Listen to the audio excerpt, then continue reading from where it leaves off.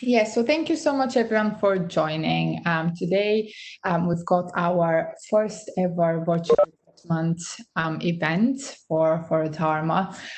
Usually, what we love to do is to actually go to university and speak with you face to face, but of course, that wasn't necessarily possible at this time.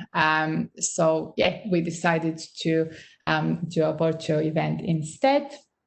So what I'm going to do is just tell you quickly a little bit about the format today.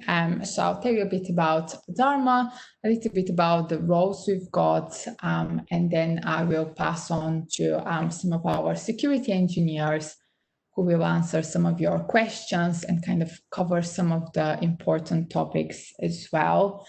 Then I'll also join again with answering a few questions from the recruitment perspective. And then we'll also have Martin, who's one of our talent development managers, and he will also cover the topic of soft skills as well. So yeah, that's a little bit about the format. One thing I should make you aware of is we won't be doing live Q&A today. The reason for that is that we did receive quite a lot of questions in advance. So I think everyone who signed up should have gotten the form. Yeah, I hope that you all submitted your questions. We got quite a few. So yeah, hopefully we can go through all of these. So yeah, with that, I will start with the introductions. So we've got Craig, Anisha, and Chris, who are three of our security engineers. Craig's based in Edinburgh, and Anisha and Chris are based in London. And we've also got Martin, who is one of our talent development managers. And then we've got Rachel and me as co-organizers. So Rachel's not going to be speaking necessarily, but she's been a great help for the event. So thank you, Rachel, for that. And with that, I'm just gonna kind of let you know a little bit about what we actually do. So we provide customized services and professional services in collaboration with several partners to ensure our clients' SOC strategy is optimized and to enable effective threat management as well. So here on the right side, you can kind of more detail our services. I think there's someone that's possibly not muted. Can I just ask everyone again? Sorry, if you can mute yourself.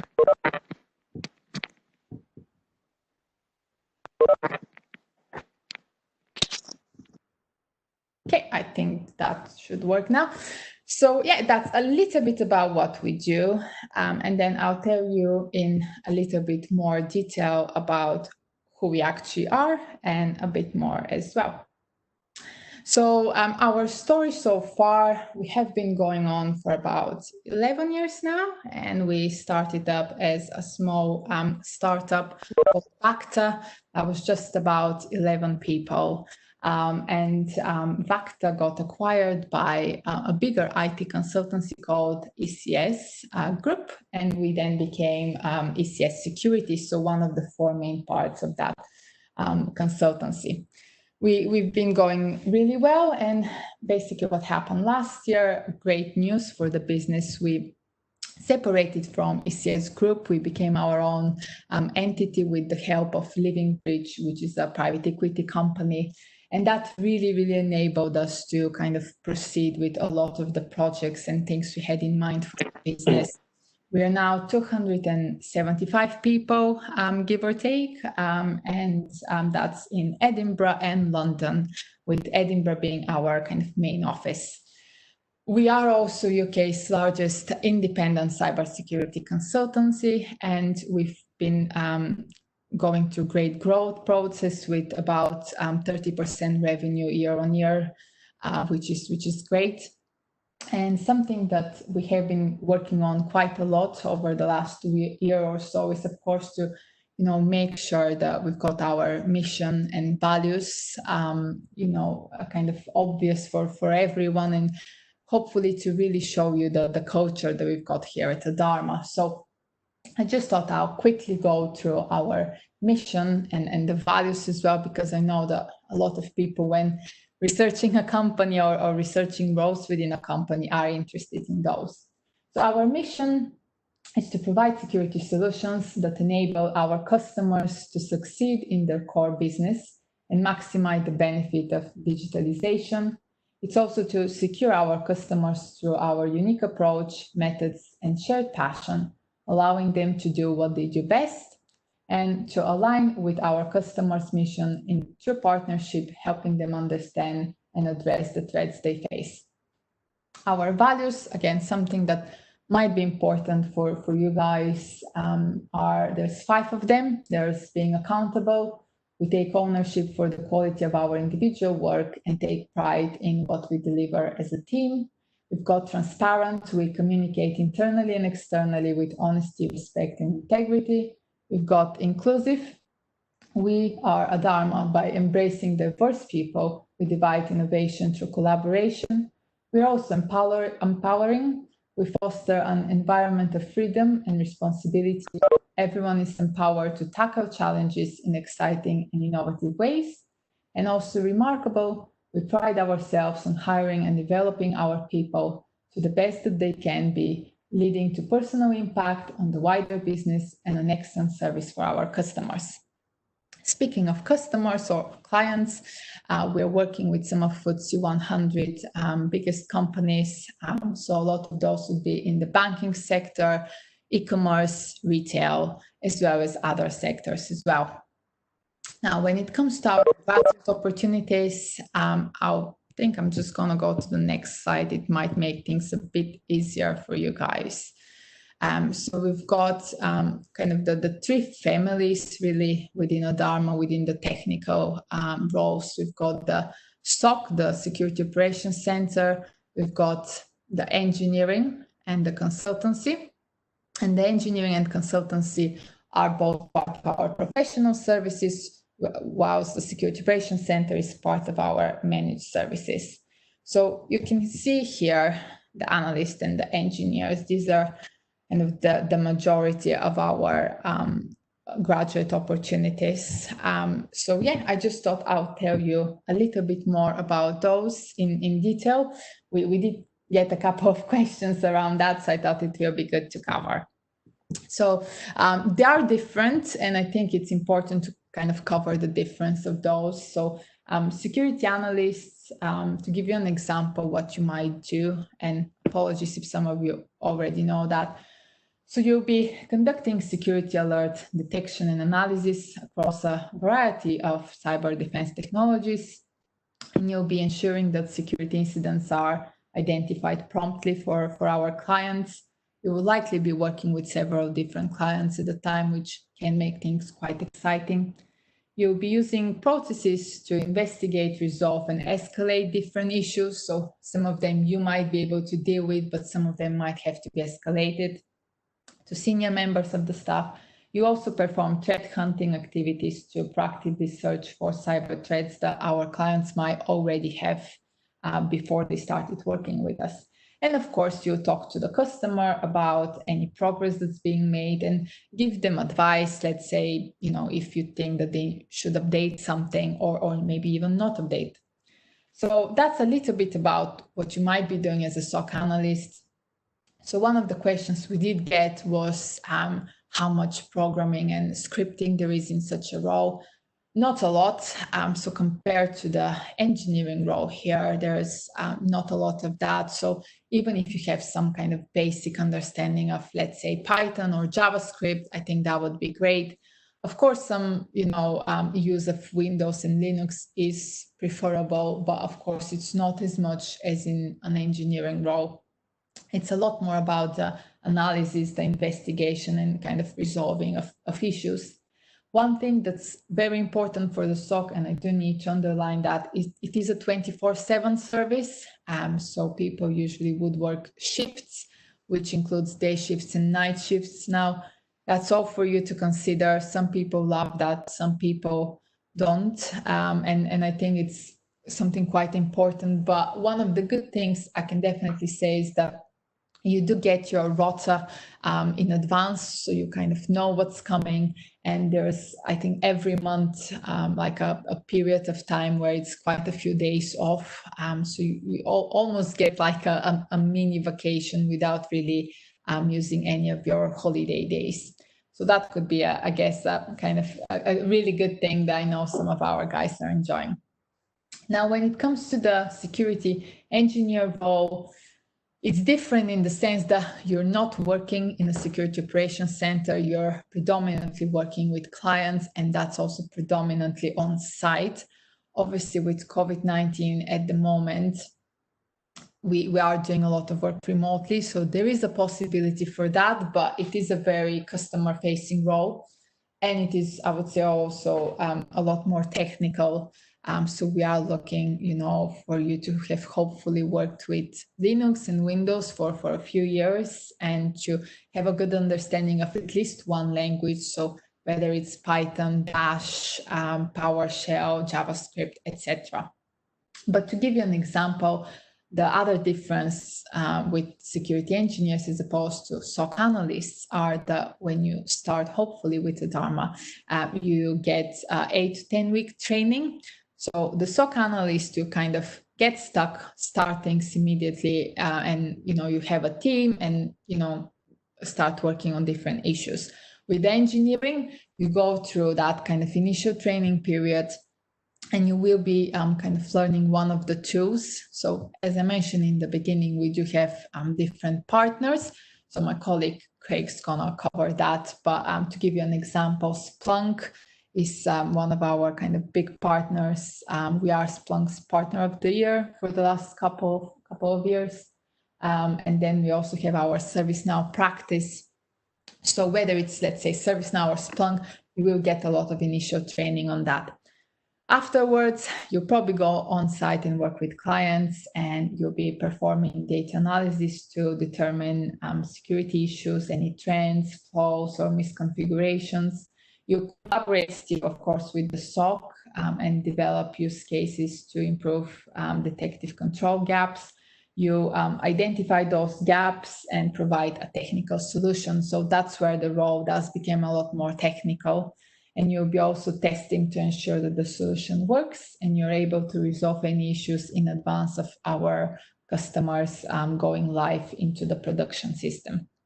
So the roles both within cybersecurity, but I would say very, very different. Now, today's focus is a little bit more on the engineering side, because we do cover that both in Edinburgh and London, whether with the SOC analysts. At the moment, we only recruit for those in Edinburgh. So I thought I would let you know about this as well.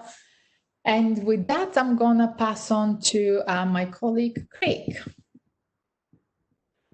Thanks, Rydia. Good afternoon, everybody. I hope everyone's keeping safe and well during this time.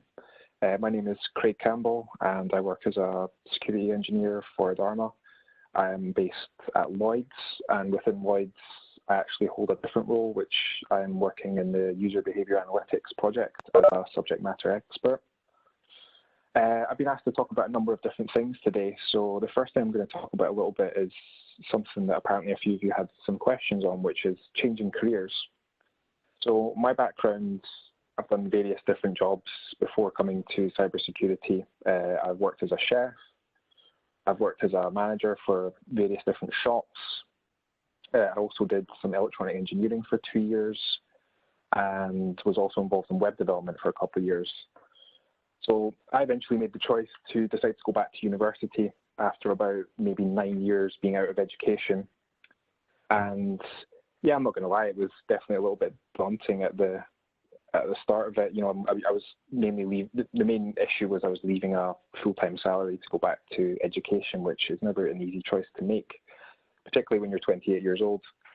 So university itself was quite daunting the first year. It was hard to adapt, but yeah, eventually I kind of sort of, got my feet on the ground and just kind of took off, and yeah, I really enjoyed it. Maybe about second year university, I started to look into things like blockchain and cryptocurrency, and that's kind of where my passion for Python kind of came out. So I used to build trading bots, algorithmic trading bots for both normal markets and for the cryptocurrency market. And that kind of slid in quite nicely with the stuff I was doing at university. So my university degree was actually computer systems and networks. It wasn't necessarily within cyber, although within university, I don't know if any of you are on the same course, you do share a lot of the same modules as the people doing cybersecurity. So there was definitely a lot of overlap there. And I specifically chose networks because it's very niche and it's also a complete necessity, even at cyber level. But I mean, I don't regret my decision at all. It was definitely quite stressful to go back to university and study, but I got through it. And now that I ultimately came out of that and was offered a job in cyber, I'm definitely fully behind my choice to do that at the time. And if any of you are thinking of doing that, I wouldn't hesitate to look into that avenue and just to try and make a plan towards what you would like to do and how you would like to do it. But the options are definitely there. I mean, like I said, I basically went from being a chef to ultimately 6 years later now working in cybersecurity. I've been with Adarma for just under 2 years, and I've been on client site at Lloyd's for about 1.5 years now. So I've got a few things under my belt, and I have learned a lot since coming out of university. So to go on from that, I'm going to talk about some sort of foundational technological skills that I think are important within the role. Now, it's quite hard to talk about these sometimes because depending on who you talk to, everyone's going to have their own list or shopping list of things that people should know or what they should be able to do. But I'm going to give you sort of my list of things that in my role I think are very apparent and would help you to look into before potentially coming to an interview or just in preparation before going into any sort of job. So as Radhi had mentioned earlier, Python and scripting is massive. On my day-to-day role, we do a lot of data analysis and data manipulation using Python, and it's just so important. I'm not trying to say you have to be an expert or even at intermediate level, as long as you've got your basic sort of grounding in it and knowledge. Another common thing I'm going to talk about is you're always going to have somebody to bounce ideas off or ask for advice. So a huge thing about being on site and with any learning is you're always going to have people to talk to and ask questions to. Everyone's got something to learn, and even people with 20 years experience, everybody started somewhere. So if you can show that you've got some knowledge in coding, and that doesn't necessarily need to be in Python, it could be in other aspects as well. As long as you can show some passion or knowledge or willingness to learn, people will help you, and the knowledge is there to learn from others or in your own time if you want to. An understanding of the software development cycle in general is always going to be good. And again, not every client site or different project is going to be software development heavy. It's just something that's good to know because a lot of the processes and procedures, they follow a very similar pattern, whether that's deploying code or changes or new rules or use cases. They're going to go into a development phase before they ultimately go into a production phase at the end of the line. So any understanding around that's going to be good. Another aspect which kind of comes off that is sort of agile methodologies and working practices, particularly on client site. It's a massive thing.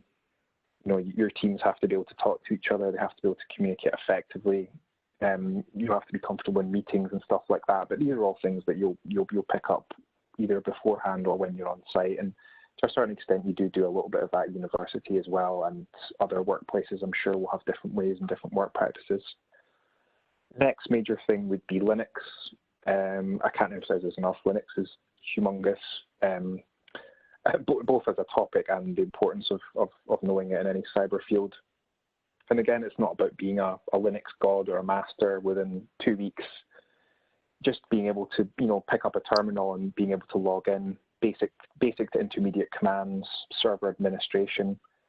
The kind of things that we do or I do in my team is, handling large raw log data sets. So it's going to be quite complex grep commands on that. So any knowledge that you have at the basic level, which would be things like greps, it would be things like moving directory and stuff. These kind of things I know you do in university, but for people who don't come from that, this is definitely learnable, and there are some free certifications and stuff you can do online, particularly with Red Hat Linux.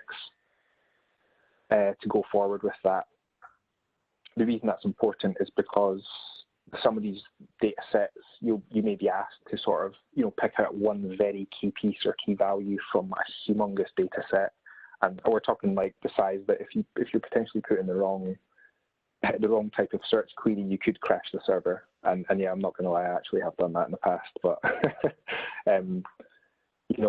there's systems in place to protect that server from ultimately being destroyed or anything. I'm not saying there was any damage done, there wasn't, but there's always going to be a certain element of learning within any sort of environment. Other things you'd be doing with Linux, stuff like system health reports. You're going to be pulling out data for, what status or what status is your server at? Is it okay? How full is it? Is it running at capacity? Does it need more juice? Like those sort of things. You're also going to look at firewalls. Any understanding of how firewalls work between servers, particularly at the Linux level, is going to be useful. And also user account administration, like you're going to be creating new accounts. You're going to be ensuring that people who have accounts have the right rights, have access to the right files and folders, that sort of thing.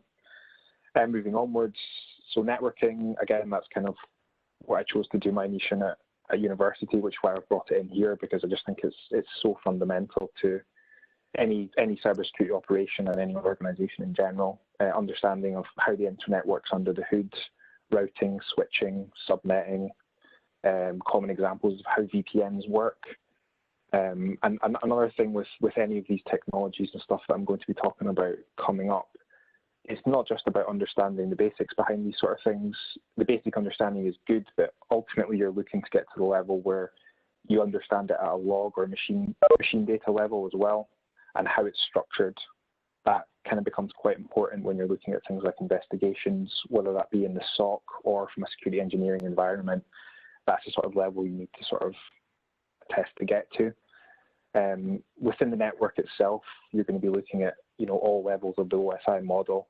And, I know that's not easy, and it can be one of the more mundane or boring aspects of learning about stuff. But yeah, I can't emphasize enough how important it is. Just maybe not necessarily now, and also further down the line, you are going to use this knowledge in almost any aspect that you do. Next up, we've got architecture.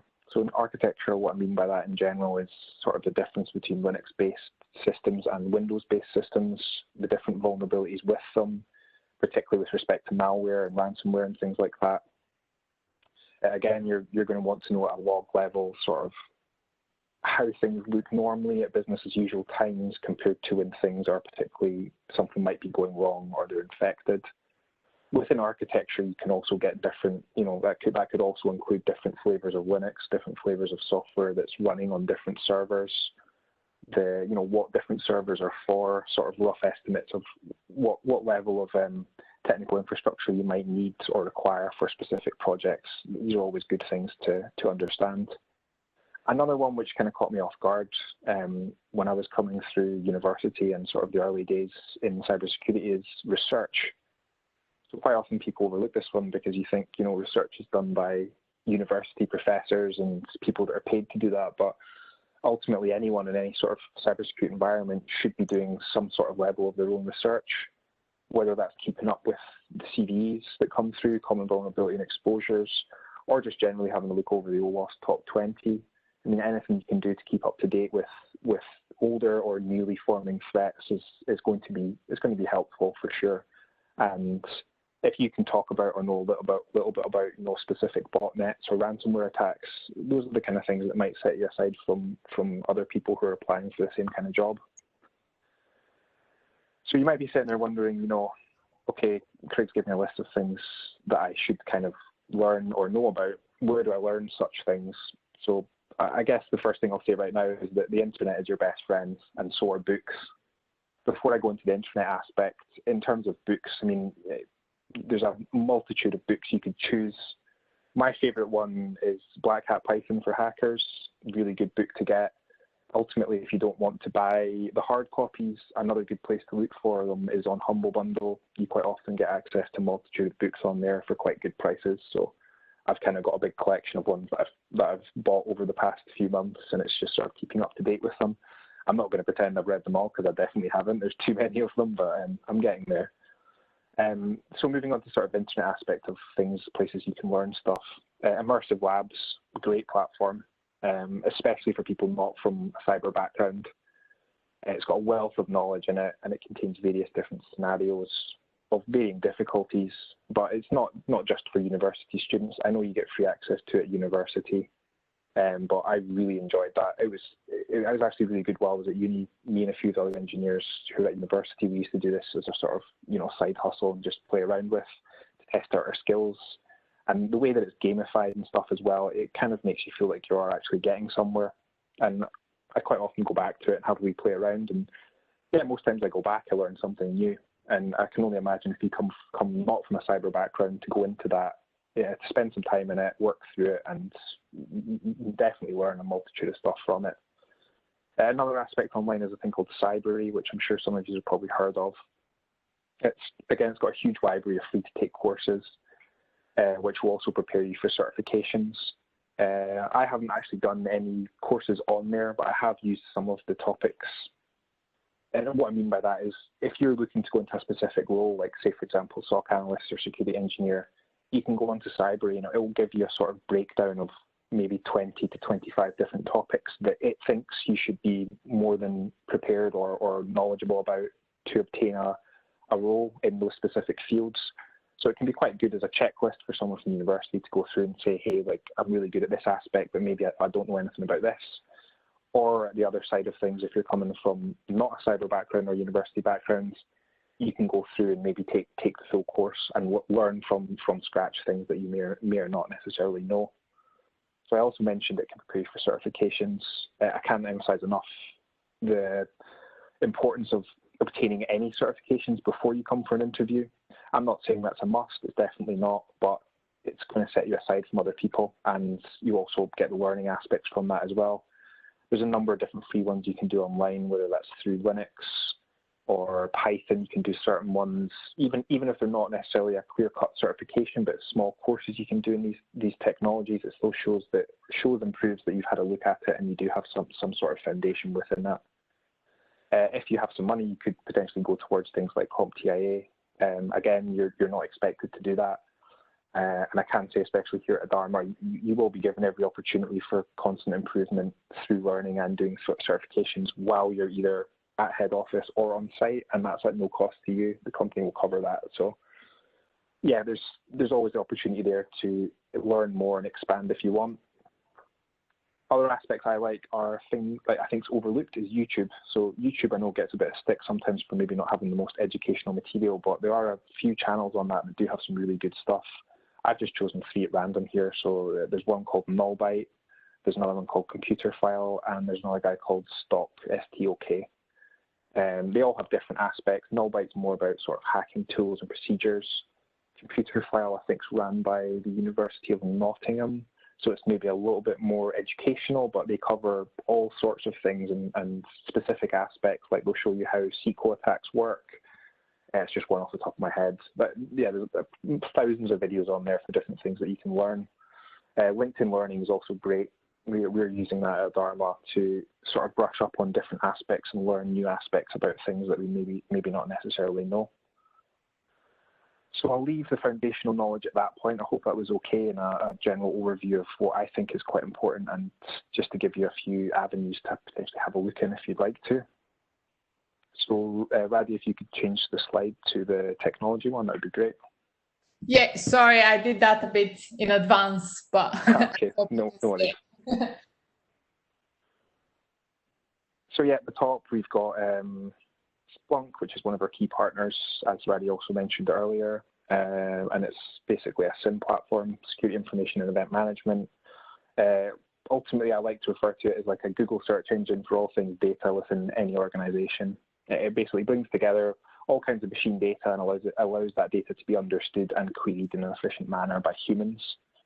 The kind of more definitive way of thinking about it is it's a security and information event management solution which provides a holistic view of what's happening on a network within an organization in real time, and it allows IT teams to be more proactive in fighting against security threats and stuff like that. The main aspect to it is it brings together like different data sources, and it allows that data to be queried easily, because not all logs are human friendly, is all I'll say. So having a tool like that can bring all together and make it understandable is very useful. Moving on, we have security orchestration, automation, and response tools. So we've got ServiceNow and Splunk Phantom on there. Again, so this term is kind of used to describe 3 different software capabilities within a platform. So that's threat and vulnerability management, it's security incident response, and it's also security operation automation. So ultimately what these do is they transform manual tasks into efficient automated processes that can bolster productivity. So I can tell you from Phantom aspect, it's kind of touted as being something that can potentially take away or not quite replace, but it makes an analyst's job easier. So any repetitive tasks that an analyst may do, you can automate that within Phantom, basically saving both the person and the company money in the long run. Next up, we have vulnerability management, and we have Tenable as an example. So vulnerability management is kind of the process of identifying, evaluating, treating, and reporting of security vulnerabilities, and that's across an entire state of an organization. So when it's combined with different and other security tactics, particularly in the risk area, it allows organizations to sort of minimize their attack surface, but also allows them to know what their attack surface is, how bad is it, sort of thing. Or hopefully not how bad is it, how good is it is what you want to hear. But yeah, it allows organizations to ultimately to understand what their security issues are and their concerns, and then take steps to prevent that. And it kind of does that by creating 3 different scores. So it takes a vulnerability priority rating, an asset criticality rating, an asset exposure score, and then ultimately gives the organization or the estate a cyber exposure score based on those 3 things. And from that, you can take the required steps to improve it, or know if you're in a good position, basically. The last one we're looking at is endpoint detection and response, and we have Tachyon and CrowdStrike for those. So endpoint detection and response is kind of an emerging technology, and it sort of addresses the need for monitoring and response to advanced threats. Some people refer to it as one of the sort of and only advanced threat protection tools. And it basically works by recording information in a central database where, analysts or people can further analyze and investigate what's actually going on. And these are all based on endpoints. So it's primarily about ongoing and continuous monitoring, and it can also respond to that itself. And I believe in the essence of Tachyon, it's quite similar to like a friendly botnet for the good guys. So, a client will run on all the systems, and ultimately it can pull power from everything that it's running on to hopefully adapt or help protect or fight against advanced threats, which I think is really awesome. So last up, I'm actually going to talk a little bit about what it's like to work on client site.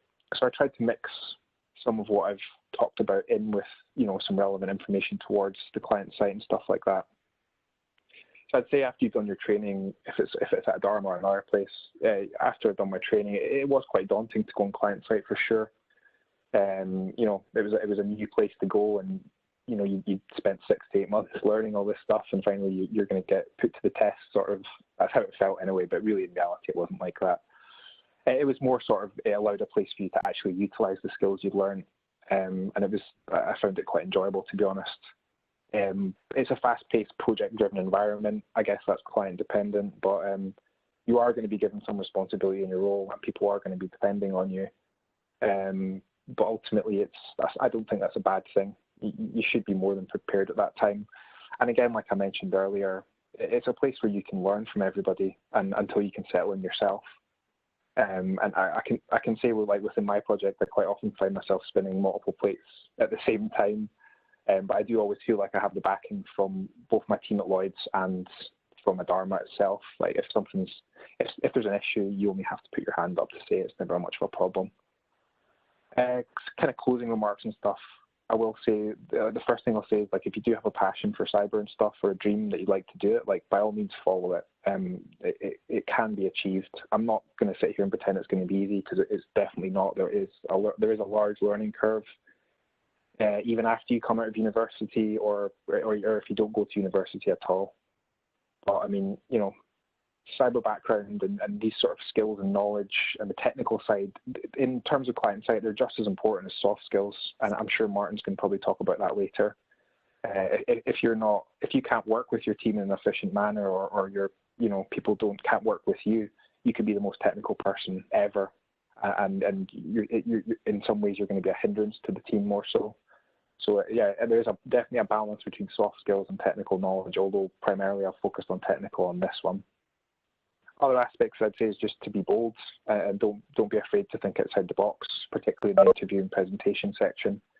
You will be given the opportunity to showcase your own persona and your own take on cyber, and I just want to highlight the importance of that. When you're given the opportunity to come up with your presentation or your own version of Splunk, take the opportunity and do something that you're interested with.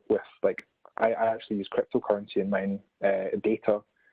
But just try to showcase your own flavour of stuff, and you can't really go wrong as long as you stick to it. But yeah, thanks for listening today, and I just want to wish you the best of luck in searching for a job within cybersecurity. Feel free to reach out to me on LinkedIn if you want, and I'll try to answer any of your questions. I'm now going to pass over to the next security engineer, which is Chris Gray. Thanks a lot, guys. Thanks, Craig. Hello, everyone. As you can see, my name is Christopher Gray, and I'm a security engineer based in London, and I use the technology Splunk. Just a bit about myself before I delve into like the processes and stuff that I had to go through to get the job at Adarma. I'll just introduce myself a bit more.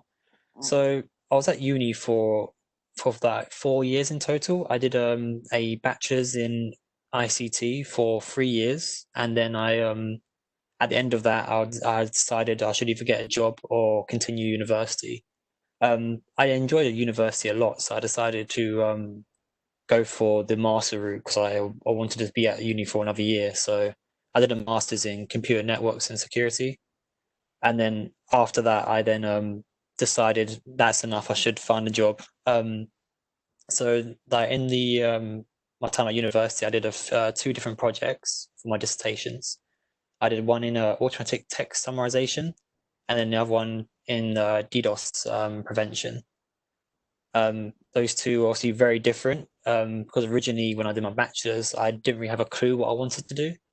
And then after I looked around in the job market during the time between bachelor's and master's, I decided I wanted to go down the more of a security route. So that's when I like sort of honed myself into like more of a security aspect degree.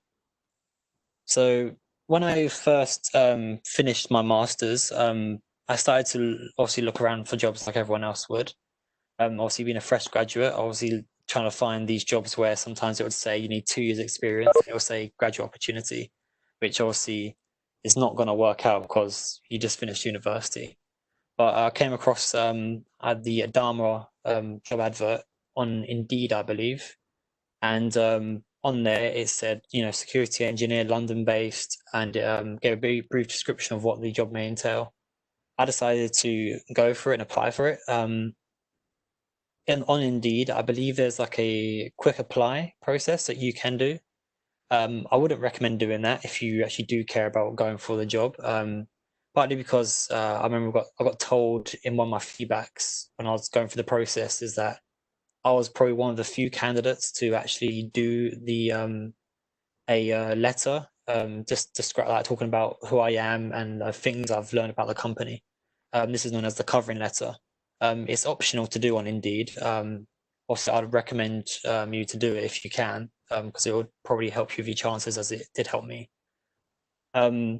So the whole process overall took about a month in total, I believe. I think I applied in early November, and I think I had the job sorted for myself in like mid-December, and then I think I started in like after the new year. So my knowledge for Splunk prior, so obviously I applied for a Splunk job. I had no knowledge of Splunk whatsoever. You're probably thinking like, well, why would you go for a job in Splunk? Well, I thought, I might as well take my chances and actually try for jobs. I can always learn software, like as you done at uni, you probably learn the software from different aspects. my university didn't do any Splunk related stuff. I'd never heard of Splunk until I was going through the process of the interviews. I know for some other universities they do teach Splunk and actually do give you like some experience to learn about Splunk, and it's in their modules. But for my university personally, it wasn't. So that also see like something that worried me. But when I get through the interview processes, it didn't turn out to be a problem. Adam was really welcoming the idea of being able to teach someone up on the software, and they look for someone that could is a good fit for the company. So I'll just tell you about the stages of the interview process that you start off with. So when you apply, you most likely you'll get a phone call with a HR member. This will basically just talk about like who if you're a good suit for the company, get to know about you as a person, what your interests are, a bit about your technical background. If you pass that stage, you then go on to an online technical test, which is obviously on your personal device, like your laptop, or whatever. I believe the test was about 30 minutes long. They give you like a deadline for when you can take it, so you can take it whenever you feel ready.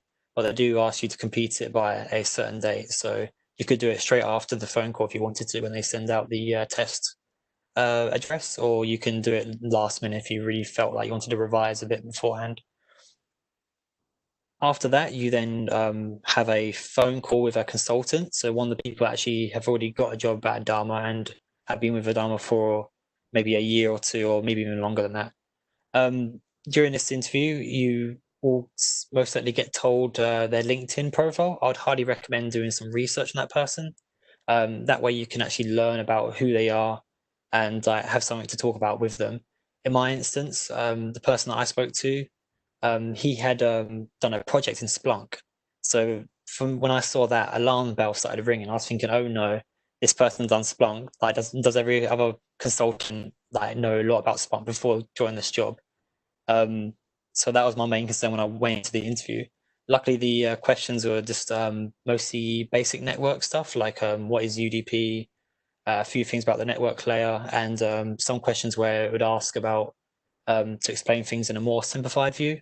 So I know there's like a thing on Reddit. There's like something called explain like I'm a 5-year-old, where it's just like sort of dumb it down a bit, so you can explain a technical thing to a non-technical person. That was one of the questions I was asked. So with that, afterwards, I then asked him about his Splunk background. Obviously, I was interested to like know, like, in my opinion, am I done here? Is this going to be it? Like he explained to me, it's it's not going to be the end of the world. Like plenty of people have applied for a Dharma without having the knowledge that they do now, and obviously it's a Dharma to do like teach their candidates up when they do join.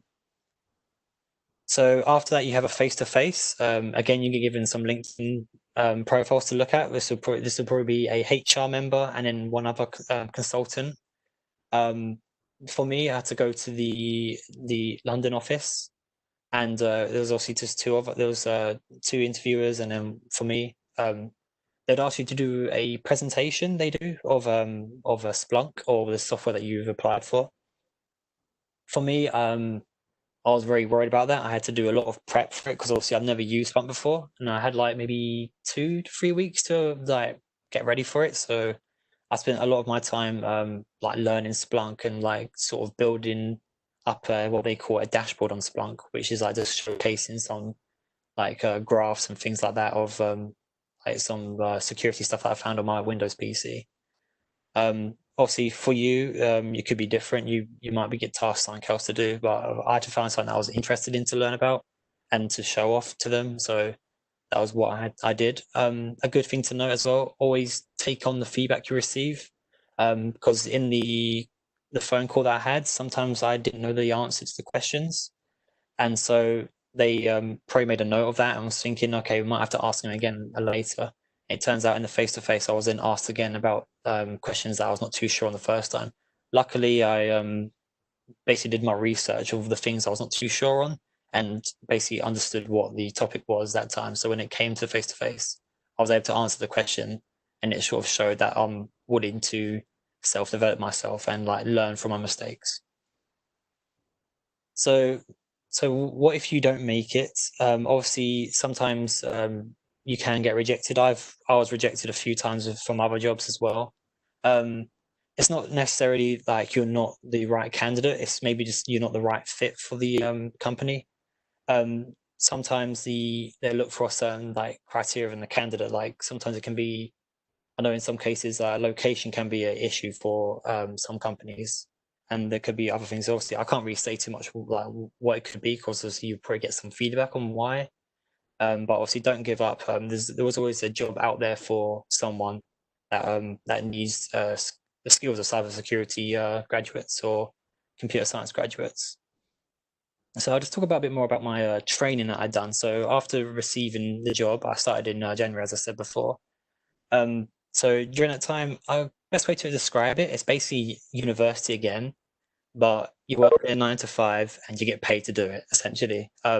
So you spend the next like few months learning about Splunk. You go through some slideshows, attend some webinars later down the line, just learn about the Splunk platform. You learn 3 different certifications, and Adarma all pays for it, so you don't have to pay a penny out of your pocket. So that's all great. So it's just free learning. And after that, when you've completed that, you then probably go on to internal projects, which I've recently completed. I did an internal project for Dharma, where it was to do with the cloud computing and things like that. So I had to learn about cloud with a few other my colleagues, where we like created a learning platform for people to learn about the cloud. It was actually really good fun. Like the colleagues I met, because some of them were based in Edinburgh. I don't get to see them, so it was really nice to actually sort of talk to people like in the company that are not just only in London as well, and everyone's so friendly in the team. So yeah, like in that project, obviously teamwork is crucial. Obviously sometimes there will be issues like I don't know how to like complete this or don't know how to complete that, but it's obviously fine. You can always rely on your team to like rotate around the work to sort of get the job done.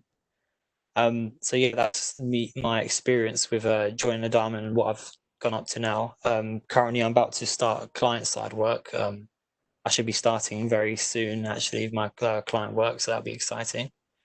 Without further ado, I'll pass on to Anisha. Thank you for listening, everyone. Hello, everyone. My name is Anisha Sethi, and I am a security engineer also based in London. So again, before I start to answer any of the questions, I'm going to introduce myself first. So I joined Adarma in January, so it's just been under 6 months now that I've been working. And I'm working in the technology service now, which is a smaller practice, but I'll go into more details about that later on.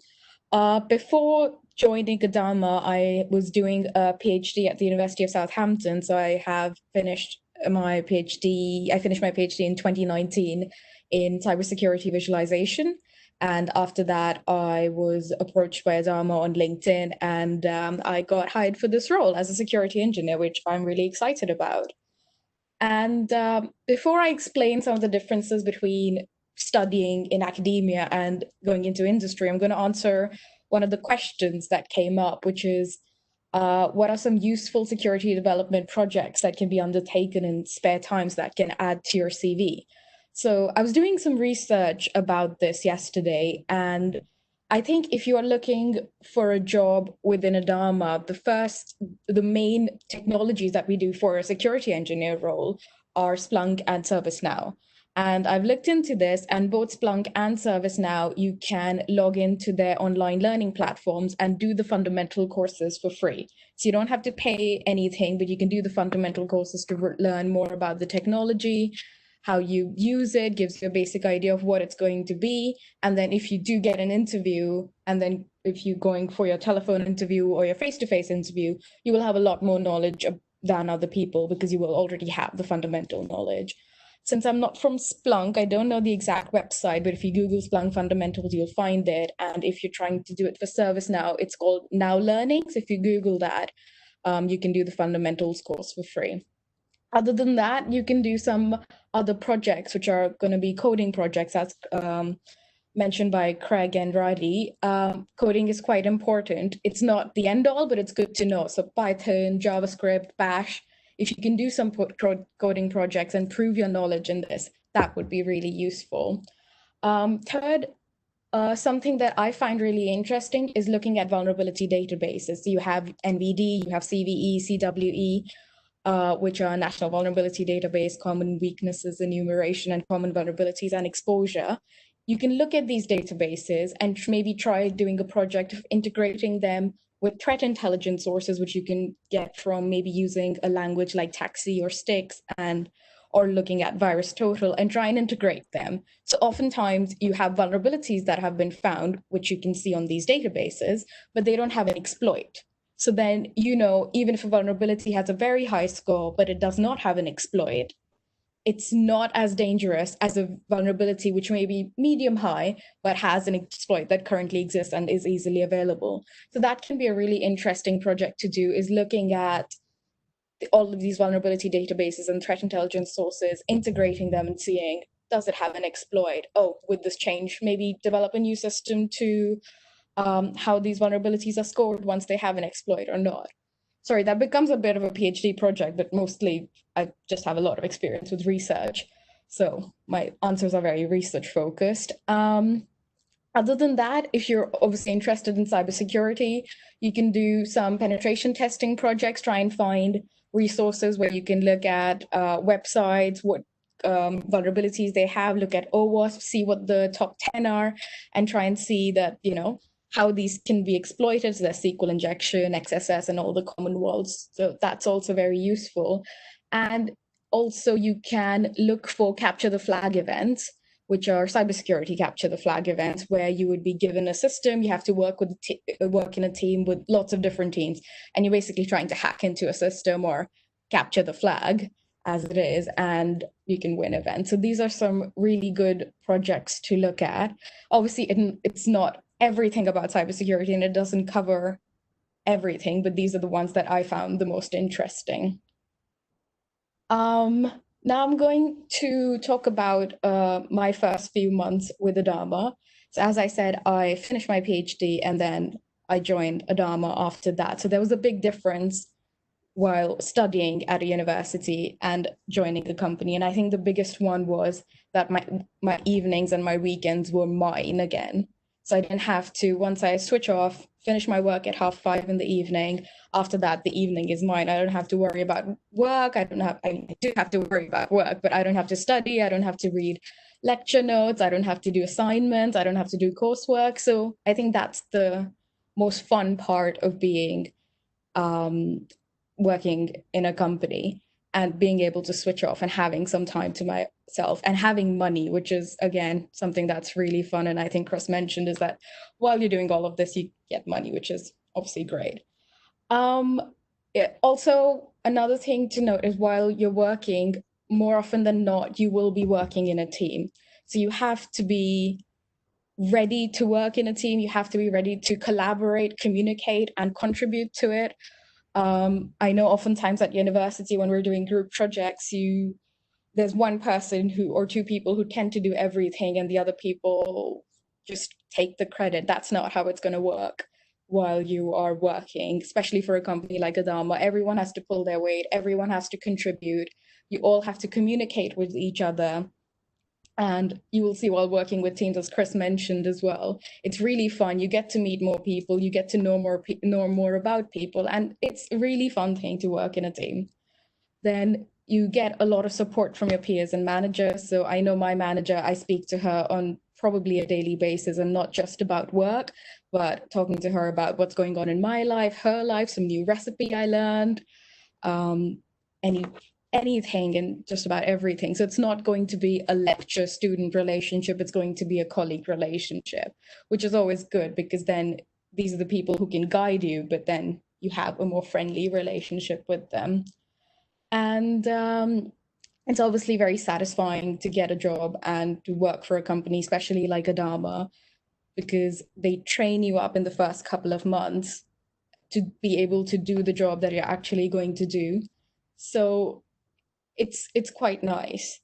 And another thing to remember while you work is that learning is never going to end. You have to keep learning. You have to keep doing exams, you have to keep doing certifications, you have to keep up to date with what's going on. You have to keep reading security blogs and Wikipedia pages and OWASP pages and seeing what's going on in the world. So yeah, learning is never going to stop. Okay, now I'm going to talk about the next question, which is our ServiceNow service and the security operations in ServiceNow. So the ServiceNow practice is a lot smaller than the Splunk practice, but it is also quite interesting. ServiceNow, as Craig mentioned, is a sort of platform. So it's one single platform which has a system of engagement for the entire enterprise. So you can have HR on it, you can have IT on it, you can have security operations on it, you can have customer service management on it. So you can use it for all of that. And it's very, very interesting because, as you know, cybersecurity is not an isolated solution. To be secure, you have to collaborate. It has to be a joint effort between all different departments within an organization. So if you have, say, for example, a vulnerability that has come up that has to be patched immediately, you can't do that in the SecOps team. IT has to do that. But if it's all within ServiceNow, then through ServiceNow, you click a button, IT gets a message, this service needs to be, or this software needs to be patched immediately. So it's quite an interesting software. And if you do have time, I encourage you to take a look at it and obviously do the fundamentals course, as I mentioned initially. ServiceNow also has, you have a lot of automation, orchestration, workflows, which you can automate a lot of the processes that are done manually, so that it just saves that time for the security analyst who's looking at the platform and actually using the platform, so they don't have to do manual processes. Within the ServiceNow practice, we currently focus on security operations. So if you join Adarma, you will be looking at doing the vulnerability response implementation trainings and the security incident response implementation trainings. Currently, I'm working towards the vulnerability response certification exam. So a lot of my responses, that's where might be based on vulnerability. And as I think Chris and Craig have mentioned before, these certifications and all the courses and the exams, Adarma pays for them. So you don't have to pay for them, but you get certified. And with, I don't know how Splunk works, but with ServiceNow, you have to take Delta exams every 6 months to make sure you're up to date with the certifications that you have. Okay, I think that's all I have about the security operations overview. Now I'm going to change track a little bit and talk about women in cybersecurity. I do notice that we have a lot of women, which is good. And we do need more women in cybersecurity and STEM subjects in general. And I'm going to talk about some of the challenges that I have faced being a woman doing cybersecurity, doing computer science, doing more technology-related subjects. So the biggest one, I think, is unconscious bias, and then it's visibility and imposter syndrome. So I'm going to talk about all of these separately. The first one being unconscious bias. Unconscious bias is when you don't even realize that you have a bias towards anyone, let's say, whether that's gender, whether that's racial, whether that's in any way, certain religion, you have some unconscious biases. So it can show up in things you say, the words you use, like even people who write job adverts often don't realize that the words they use can be very masculine and can be very feminine, which relate to different people. So sometimes you may read an advertisement which is perfect for you, but just the way it's written and due to the unconscious bias of the person writing it, it's not as appealing to the person who would be perfect for it. So that is something, of course, we need to be more aware of. And then we have, there's some research done which shows that if we're looking at just men and women, if there's a job advertisement that has 10 requirements, if men meet about 4 to 5, they would apply for the job, whereas women would not apply for the job unless they meet about 9 to 10 of the requirements. Again, something that comes from our mind, something that's unconsciously, because of how the world is, we all work like that. And it's something that we need to change, improve upon, but something we need to be aware of first and foremost so we can move towards improving the situation. So my manager told this really interesting story of this research. So Boston Symphony was looking to diversify their orchestra, and they were looking at holding auditions for violinists. And most of the violinists were mostly men. So they decided to do the auditions completely blind. So they were behind a screen, played the violin, and the judges just chose the people that they felt were the best. And the result, once they looked at the results for this, they saw that the results were still skewed towards the men. So after they did a bit more research and spoke to the judges, the researchers realized that when a man walked onto the stage to play the violin, it was silent, so there wasn't a lot of noise. Whereas when a woman walked onto the stage to play the violin, you could hear the click-clack of the heels. And that's what caused the unconscious bias. So then they redid this experiment and asked all the participants, men and women, to take their shoes off. And then they realized the results were 50% better for women, showing that there is an unconscious bias. And we don't even realize that it's something as simple as the click-clack of your heels can cause someone to have an unconscious bias against women.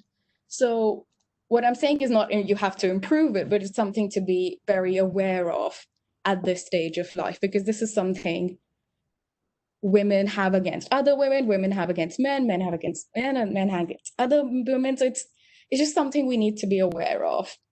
And in Adarma, we have started a network for celebrating women, and we are looking at training. We're looking at talking about these kind of issues. We're looking at how do we bring a community of women together, men together, to celebrate women and increase the visibility of women within Adarma, within cybersecurity.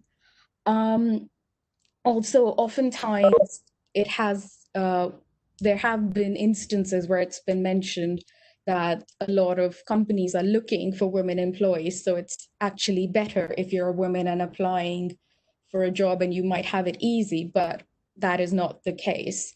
That is definitely not the case in my experience, or anyone I've spoken to, because it's hard to get past these implicit unconscious biases. And then it is still difficult for women to get jobs. It's still difficult for women to be more visible, because these challenges exist, and because there is also a factor of imposter syndrome that a lot of women feel while at work. So these are just some of the issues and challenges. Sorry, I've just rattled on for a long time. These are just some issues and challenges that I wanted to bring forward, being a woman in cybersecurity, that some of you may face these challenges, but being aware of them is very important. And just work hard. If you want to be more aware of things, if you want to talk about these things, there are a lot of books, there are a lot of blogs, podcasts, TED Talks that you can look at. Some of the books you can read are Invisible Women, Becoming, Lean In, Sway, Unraveling Unconscious Bias, and they're really good resources to look at if you want to understand this issue more. Okay, I think that's all I have to say. Good luck in your search for a job. You have my name here. If you want to reach out to me, you can just find me on LinkedIn and send me a message. And thank you so much. I'm going to pass on to Radhi now. Thanks a lot, Anisha. And yeah, I'll now just answer some of the questions that I felt were probably more to do with recruitment and might be a better answer for myself. I do want to say again in the beginning, everyone's absolutely feel free to find me on LinkedIn and get in touch if you have any additional questions afterwards. So please feel free to do that. So one of the questions was from someone who is currently doing an apprentice and then thinking about doing a master's in the field. So the question was, do you feel it is crucial for me to have experience in networking before attempting to break into cybersecurity? I think that's probably was answered by Craig in the beginning. So some experience in networking will be an advantage, but if you don't have that, it's not a problem. It's more to do with the knowledge. So if you do have the right networking knowledge, and if you've done your research, you don't even need to have gone to university. So I'm gonna actually talk a bit more about that. You can do a lot of research and a lot of kind of courses, whether they're free courses or paid ones. But yeah, there's obviously the networking knowledge that Craig mentioned that you need to have, but the experience is not necessarily, something that you've got to have. We had a question about the process for the security engineer role. So obviously Chris answered that. So I am going to cover the SOC analyst role. Appreciate that's only in Edinburgh, so I'm just going to cover that quickly. But with the SOC analyst, it's a similar process. So there is a kind of initial chat with someone from the recruitment team, and then there is still a technical quiz, which is multiple choice, and yeah, it's about 25 minutes. And then afterwards, there's actually just a face-to-face interview. So there isn't like a phone call and an interview. It's mostly just like a face-to-face interview. You don't need to have a presentation, but it's still probably the same length of an interview. So there are a bit, a few more technical questions and behavioral questions as well. So yeah, there isn't a presentation because, you wouldn't really need to showcase, creating a dashboard or anything like that, because it's not something that, you will need for the job. So yeah, some people might think it's an easier process. I wouldn't necessarily say so, but yeah, I think it's all to do, with what you want to do. And one thing I would love to also kind of mention is that with the security engineer roles, we are usually told in the beginning of the year and then kind of at the end of July as well what our numbers are. So it's something that we can predict. Whether with the SOC, with the Security Operations Center, it is dependent on our clients. So it's a lot more kind of fast-paced, the recruitment. So for example, let's say today, I'm not really looking at any SOC analyst roles, but this can really quickly change. Let's say in 2 weeks, I might be looking for 3 or 4 people to join us. So yeah, that's also something to kind of keep in mind. And the SOC analyst roles are something that when you see that advertised, it means that we are usually looking for someone to start within a month or so. So it might not be something where you can apply a lot in advance. Maybe just something to keep in mind. There was another question about pen testing. So pen testing is something that I do need to make you aware we're not doing, at least at the moment. So I always tend to look at cybersecurity in 3 ways. You've got the defenders, the builders, and the breakers. So the builders are the engineers, the defenders are the security operations center guys, and then the breakers are the pen testers. So at the moment, we're not really looking at pen testing. So I just thought I would make that clear. And then there was a question around if you're looking to change your career to get into cybersecurity, what would your advice be? Now, I think that was probably covered by Craig to a great aspect, but I think the short answer is that really there isn't one thing that will fit everyone. I absolutely need to say, you don't need to have gone to university to get a job within cyber. I want to underline this because all of our engineers that were on this call, have gone to university, but we do have other people in the business that haven't necessarily done that. So one thing you do need to keep in mind, though, is that the recruitment process is the same for everyone. So as Craig said, there is certain knowledge around networking, around malware, around different attacks, let's say cloud technologies, some of the other technologies as well.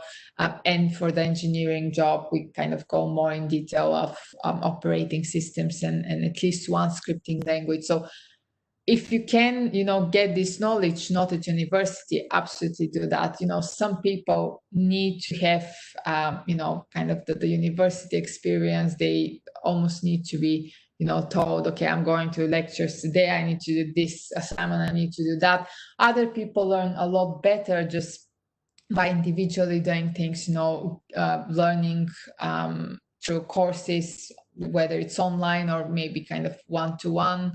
And again, as I mentioned in the beginning, there's some courses that are free, some of them on LinkedIn Learning, as Craig mentioned. There's other courses that are paid, and I mean, there's a lot of them. Some that I'm aware of are CompTIA, or the other way they pronounce this is CompTIA. So there's the network and the security plus.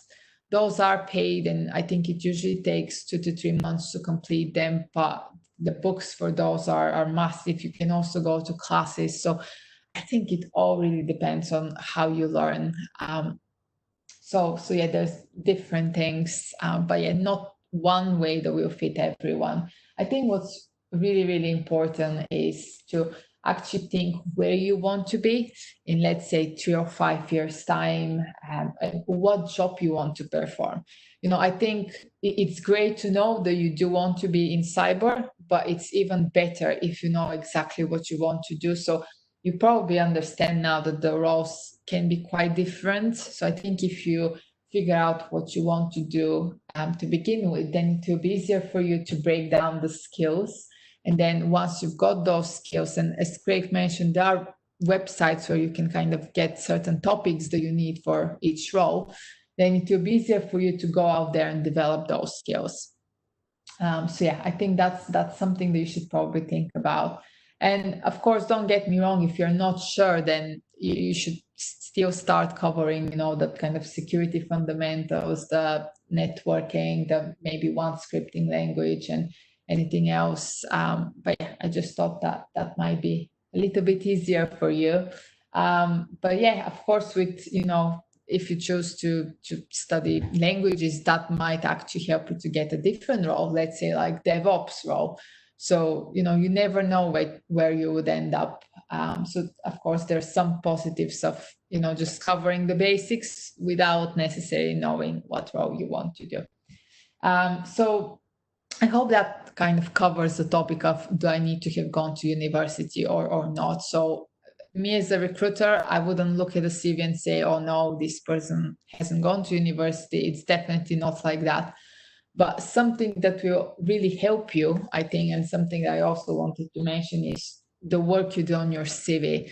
So, you know, if you do want to get a cyber role, then all of these things that we mentioned, it would be great to see some of this on your CV. So if you have worked with Linux, put that on your CV. I still get amazed by the amount of people that haven't actually mentioned operating systems that they've used.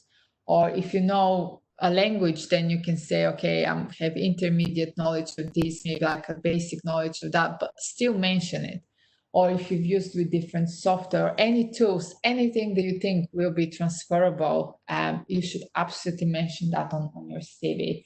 And also any kind of extra things, you know, if you've been like a class rep or if you've like done any volunteering, so that of course doesn't need to be in university, it can just be in your day-to-day life, or any sort of customer facing work, whether it's a part-time job.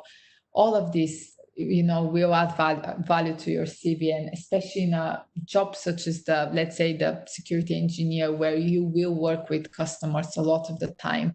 These skills are really important. So adding this on your CV is actually great. I mean, when I kind of started applying for roles, obviously within recruitment, so very different, I was told to remove my bartender job from my CV.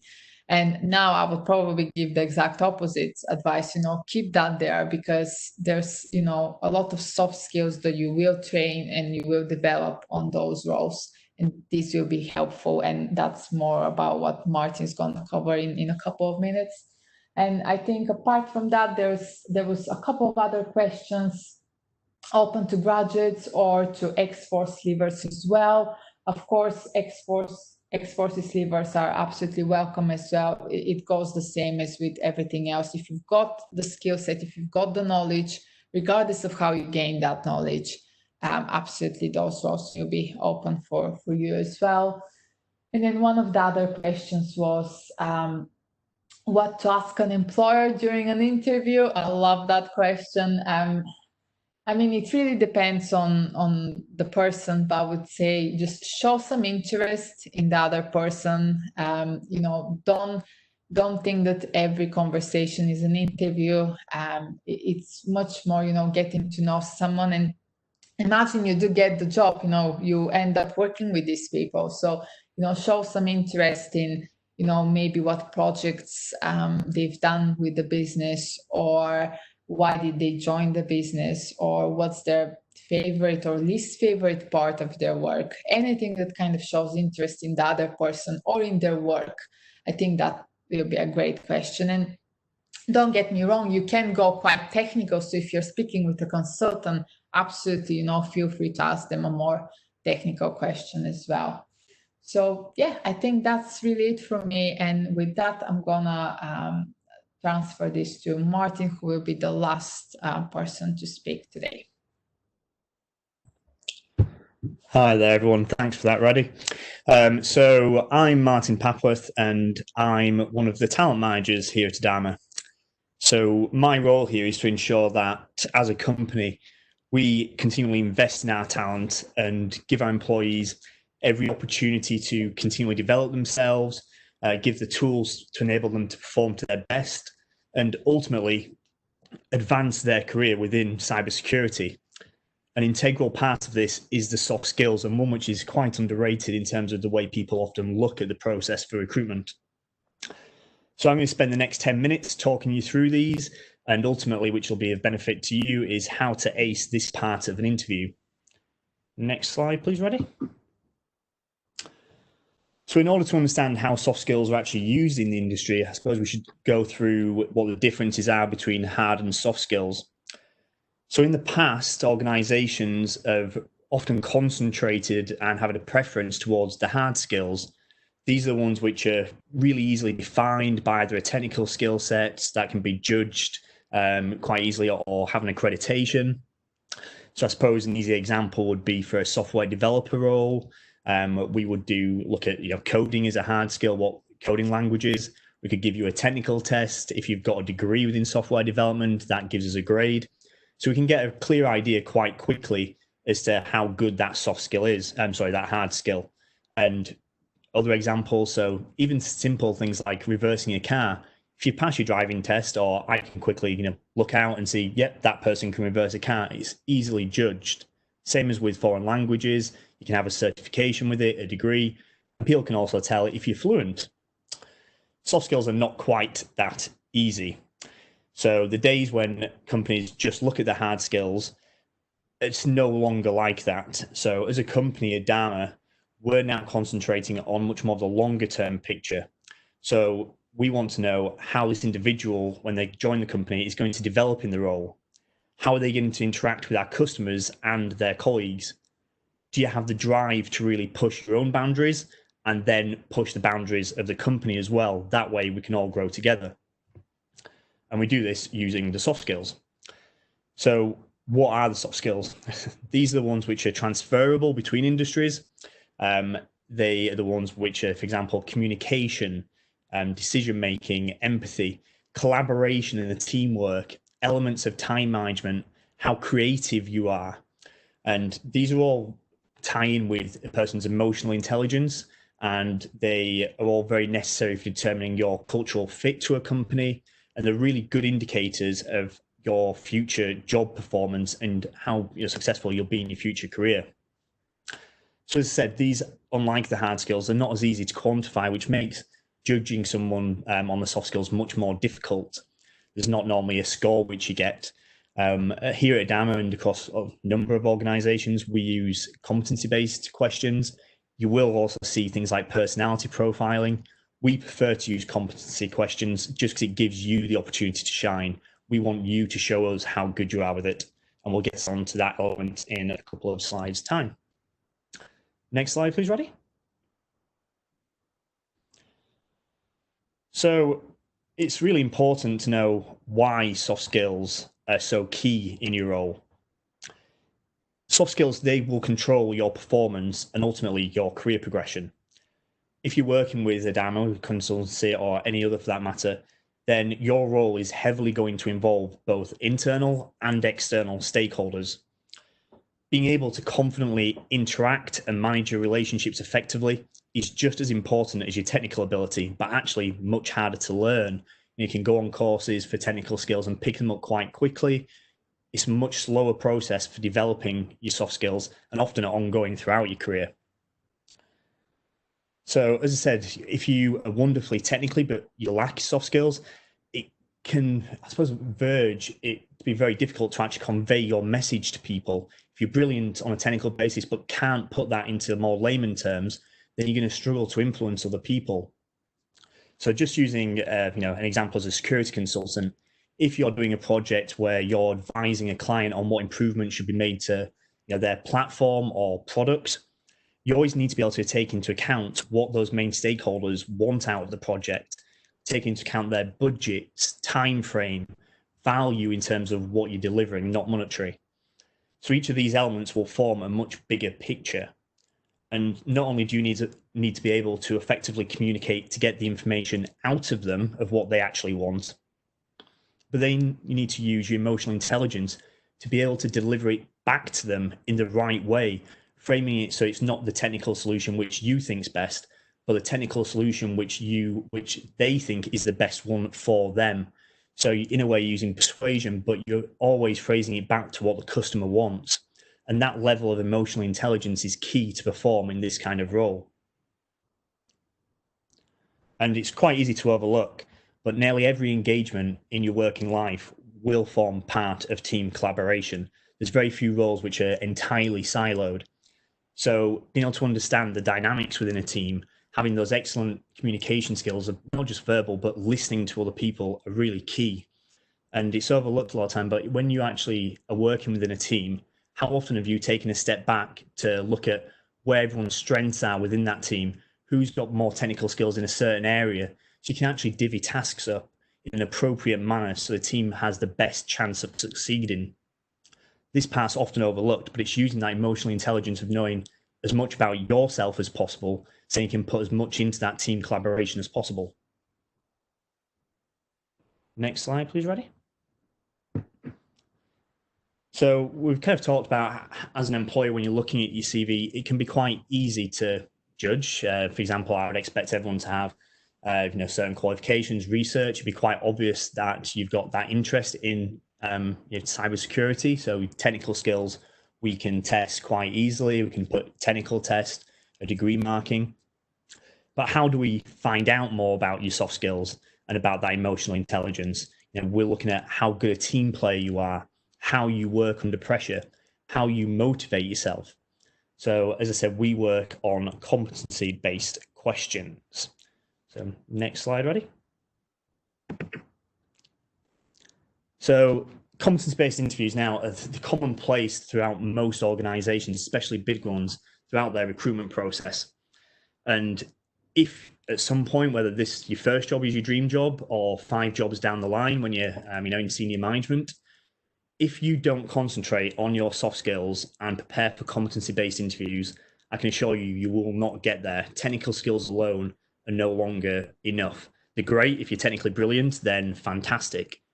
But it's so important to be able to convey them to your audience if you want to progress in your career. It's really important to remember as well that unlike tough technical questions that challenge you and can be viewed as trying to catch you out sometimes, competency-based interviews are not like that. In fact, it's the opposite. They actually are really straightforward and purely designed for you to showcase yourself and provide us with examples of your soft skills and how and when you've used them. It's in effect your platform to showcase yourself. The important part here is that you've got to plan your examples and then you'll have nothing to worry about. Draw your examples from different sources. I'm not expecting anyone coming into the business coming with a cybersecurity background, so I don't expect you to have those relevant examples. What I want you to do is draw life experience. So if you've done part-time work in retail, within restaurants, group tasks at university, sports teams, bring your examples from there. It's not the situation as such which matters, it's what you've done about them and how you've dealt with the situation, because it's these core skills which are transferable and they're key to this role. So there's plenty of online material to help talk you through how to answer competency-based questions. So put the research in yourself as to which one suits you best. There is quite an industry standard one, which I particularly like and have used throughout my career. And this is the STAR process.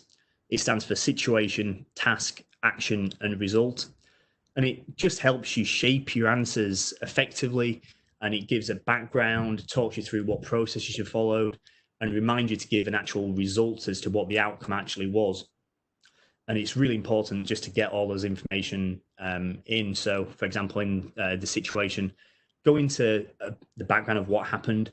It doesn't matter what situation it is, say sports club, employment, anything, just as long as it's happened to you, make sure you don't copy any answers from online, purely because when I interview someone, I'll ask follow-on questions. I'll go into detail.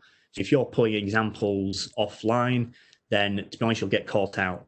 So it doesn't matter what background you're taking it from, just make it personal to you. Because then you can always speak about your experience. So when you go into detail, you're not going to get caught out with anything. The task side of things is what goal you're working toward and what did you want to achieve with it. The action is purely about what actions you took to address the situation. And again, go into the detail, keep the focus on you. If it's about how you work as a team, the team, you can give the background as part of the situation. But when you get into the action, it's what you did within that team situation. Instead, I'm not interviewing the team, I'm looking at what you've done as part of this process. So showcase yourself. And the result, this part's actually really often left out when people are interviewing. They talk about the action, they go through the process, but forget to tell me how it actually ended. So don't be shy to say showcase yourself and tell me how good you are. So what happened? How did the event actually end? And what did you accomplish? And lessons learned? All these things are really key. And actually, what you do at the end of a project. So when you finish a project, we'd have a shakedown session where we actually look at what the lessons learned are. It's exactly the same in terms of these soft skills and the situations you've been in. They're just not from a working experience background. They can be from any background. So next slide, ready? So I've just put up a couple of example behavior questions that we can talk through. And we'll just take a couple of these as examples. As I said, you can get 40 or so off online if you just type it into Google. So I'd recommend going on there, getting example questions down. When you're interviewing, every organization might have different questions, but they'll all be looking at the exact same behaviors.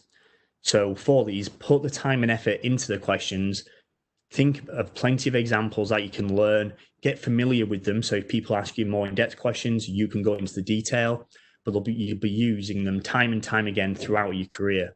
And practicing is the best way to come prepared for your interview. So we'll just take a couple of examples. So describe a time when you were faced with a stressful situation. We're looking for really positive behaviors here. So, for me, it's looking at how you reacted to the situation. Did you take a step back and evaluate so you could know how to then prioritize everything? What sort of time management aspects did you look at? The fact it could be a stressful situation in work as part of a sports team, that part of it is purely just the background. What I'm really interested in is that thought process which you followed to then get to the end result. So let's have a look at another one. So if we've got one, let's have a look. If we had to do something where you've persuaded somebody the way you're thinking, sometimes this can tie in with conflict resolution. So if we're looking at how you persuaded somebody, it's making sure that you discuss your positive behaviors of saying how good their idea is and maybe then adding in aspects of what you've done and what you think would be the right way to do it. So in effect, it's you're persuading them by showing their strengths that they've already done and then adding to it. So you can bring them to what your way around of thinking by actually playing to their emotional skills as well. So that's where this emotional intelligence is really important. These examples can take a lot to think through. So what I would suggest again is sit down with a pen and paper prior to interviews, go down, pick some examples. They won't come to you straight away because all you'll do is get flooded with, how do I pick something out of the past 5-10 years of my life? So just make sure you spend that time prepping them. The more you practice them, the more prepared you become, the more likely you are to ace your interview. Next slide, please, ready? So to highlight the importance of these skills, here at Dharma, we don't just look at soft skills when recruiting and interviewing.